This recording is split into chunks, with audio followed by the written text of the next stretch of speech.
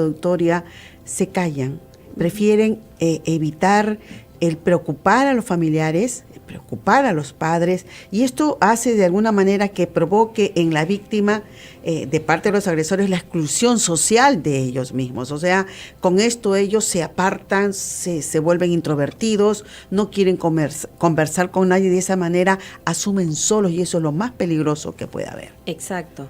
Lo que pasa con la víctima es de que siente que su contexto ya es bastante inseguro. Por lo pronto, entonces, empieza a aislarse. Empiezan a ya no querer ir al colegio, ya no comentar nada en clase, mantener un silencio, porque esto es la forma en que ellos se sentirán seguros.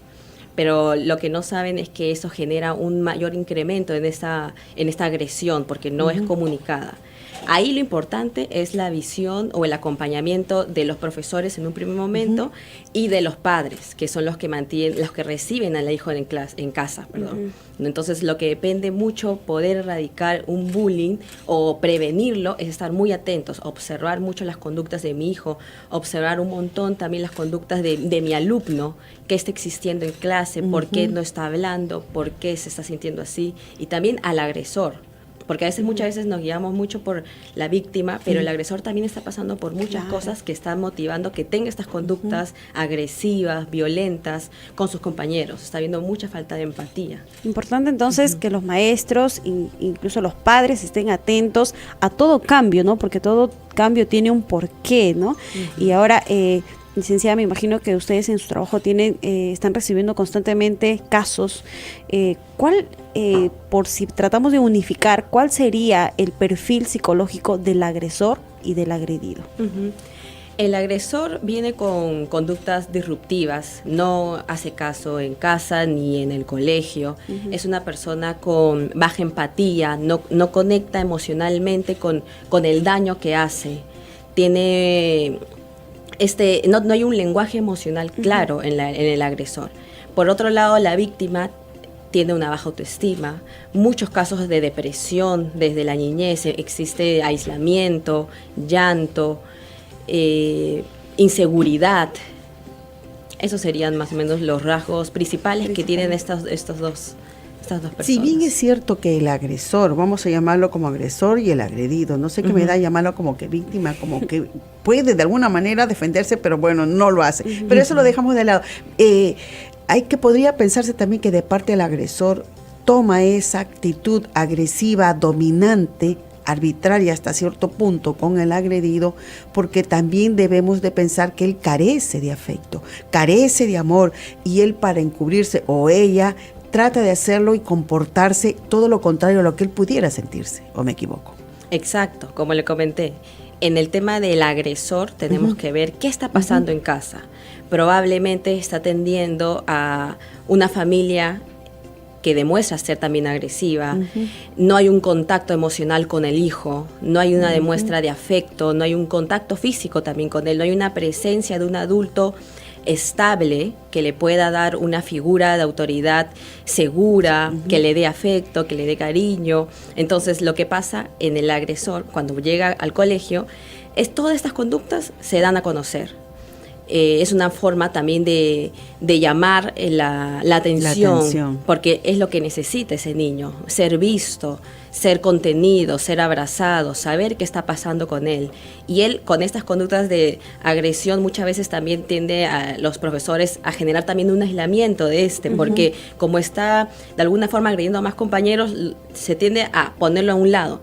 Pero lo que no saben es que él está pasando por cosas también bastante graves en el hogar o en su contexto fuera del colegio. ¿Se puede presentar una doble personalidad en el agresor? O sea, de asumir una actitud en la familia para que no sospechen absolutamente nada, mientras que en el colegio o en la calle es totalmente diferente. Exacto, existe bastante manipulación de parte también de los niños, donde...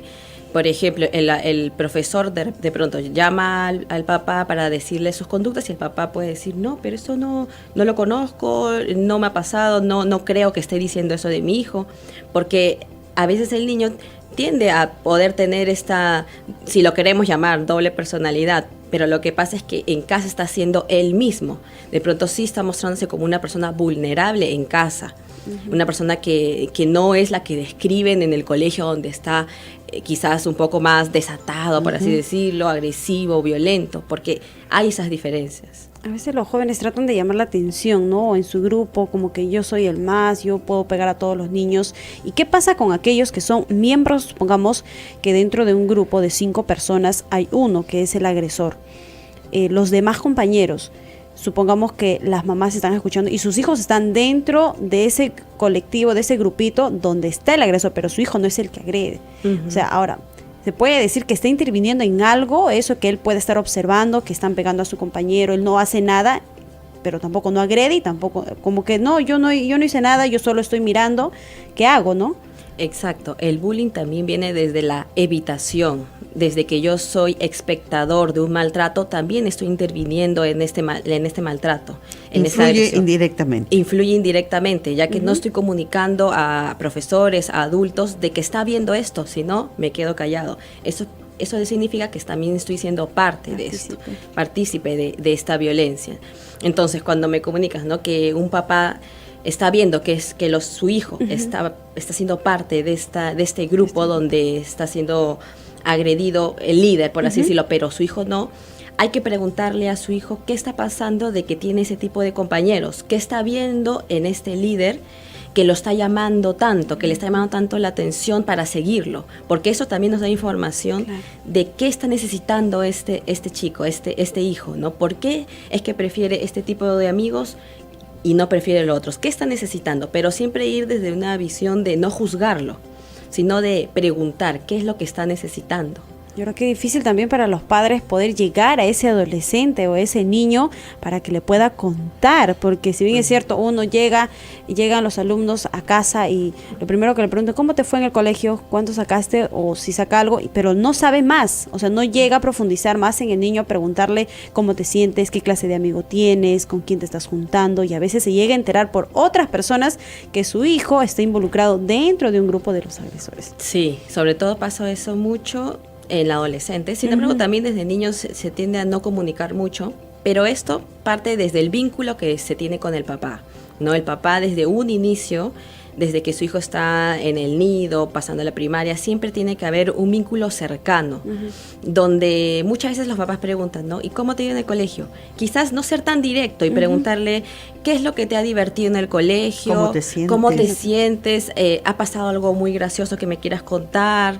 Quizás no ser tan directo, porque esto siempre se tiende a tomar como más personal. Entonces hay que ser un poco más indirecto, y de esta forma se va generando un vínculo fuerte con el papá, que de pronto ya pasa a la adolescencia y el adolescente ya siente más confianza. Claro, eso es cierto, pero también yo me pregunto, ¿puede la actitud un poco autoritaria de los padres influir en el acoso? Pero vamos a escuchar, me indican que tengo una llamada telefónica. ¿De dónde la llamada?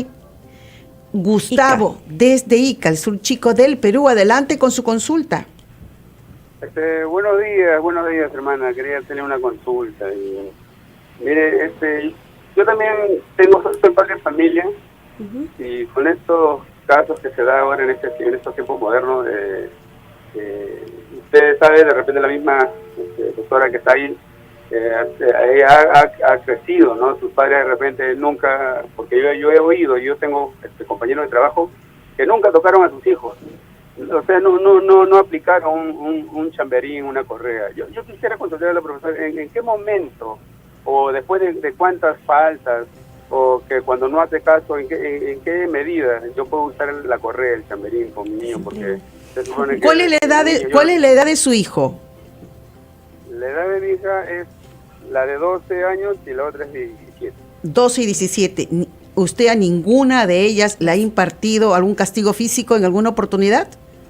¿A ninguna? Sí lo he hecho. Allá. Sí lo he hecho. Pero su pregunta es, ¿a partir de qué edad? Bueno, atento ¿En qué con... momento? ¿A partir de cuántas represiones? Digamos, y por qué, yo digo, ¿por qué? O sea, ¿en qué momento y hasta dónde sería ese límite donde yo ya podría usar eso ya? Yo podría usar el chamberín, la correa, ¿dónde? Bien, atento. ¿Cuándo no ya? ¿Cuándo no? Gracias, Perfecto, atento con la Gustavo. respuesta, ¿sí? Aunque hay que aprender a diferenciar de lo que es la disciplina y el castigo, porque Exacto. muchos confunden la disciplina con el castigo físico. Así que aquí estamos para aprender. Vamos con la invitada. Bueno, el castigo físico no es que exista un límite para impartirlo. De todas formas, no se debe utilizar, no es la idea, no es saludable ni para el hijo ni para el propio padre, porque desde que ya se imparte un castigo físico, este vínculo se rompe, ya existe una diferencia entre el papá, ya se genera una jerarquía donde también se está volviendo un agresor. Entonces, para generar disciplina, se tiene que hacer desde edades muy jóvenes también, desde hijos muy pequeños, donde se tienen que poner las normas en casa muy claras. Y lo principal, que el padre o la madre sean congruentes con las normas que se están impartiendo. Porque el hijo muchas veces es como, me dan esta norma, tengo que hacer esto, pero ellos no lo hacen. Entonces ahí se genera diferencias entre lo que el hijo puede adquirir como norma, pero no lo ve afuera. Entonces ahí estaríamos encontrando una incongruencia. Entonces, yo sí recomiendo que el tema del maltrato físico, o como dijo el señor, el chamberí, la correa, no sea utilizada, porque simplemente esto genera en los hijos bastante inseguridad, baja autoestima, miedo también de los padres. Ya mi conducta está condicionada a que cometo un error y de pronto voy a tener un maltrato, un golpe. Entonces, el maltrato físico no debe existir. Primero hay que comunicar, hay que ver qué está pasando con el hijo, por qué no está cumpliendo lo que le estoy dando, las normas que le estoy imponiendo, qué está pasando con él. Siempre lo importante es saber cómo se está sintiendo, cómo está viviendo su vida, qué es lo que necesita él para estar mejor. Eso es cierto, y justamente yo estaba haciendo la pregunta respecto a si la conducta arbitraria impositiva de los padres puede de alguna manera ser un factor desencadenante para que el niño pueda volverse agresor. Y esto también va en relación a que los padres debemos tener las palabras adecuadas y el momento oportuno para poder impartir a nuestros hijos las normas que se establecen en el hogar para que ellos puedan crecer bien. Y ellos van a mirar mucho el que nosotros, si les decimos que que sean respetuosos, que sean educados y ven en nosotros discusión, ven pleito, ven palabras subidas de tono, pues entonces, ¿qué hago? Aquí ellos me dicen una cosa y yo veo que ellos hacen otra. Por eso es que ahí va dicho que dice, hay que predicar con el ejemplo. Exacto. Por eso es que hay muchos niños que de alguna manera tienen esa confusión y no saben realmente qué seguir ni a quién seguir porque no hay modelos en los padres. No hay una figura de autoridad congruente. Y sobre todo que sea, que se obre, vamos a ponerle, no sé si es el término, va con justicia, o sea, con equidad, ¿no? Y también comprender en ellos lo que ellos se sienten, no tanto identificarlo, sino entender lo que ellos puedan sentir en ese momento y aplicar las palabras oportunas. ¿No es así? Tenemos Claro. otra llamada, hermana Ruth, a ver, nos informa desde Talara, nos llama Mary. Adelante, ¿cuál es tu consulta, Mary? Buenos días, Dios le bendiga. Yo tengo una niña de 12 años, mi hija siempre ha sido la burla de sus compañeros por el hecho de defender su fe de ser cristiana. Entonces en su carpeta le ponen insulto, le hacen el juego del charle. Y yo, bueno, en la casa le aconsejo pues que hay que orar por los niños, pero a veces la situación se torna intolerable, no se puede controlar. No sé qué sería su consejo, madre. ¿Qué edad tiene su niña? 12 años. 12 años, muy bien. Vamos a darle la respuesta. Lo importante en este momento es hablar con los profesores y con el colegio.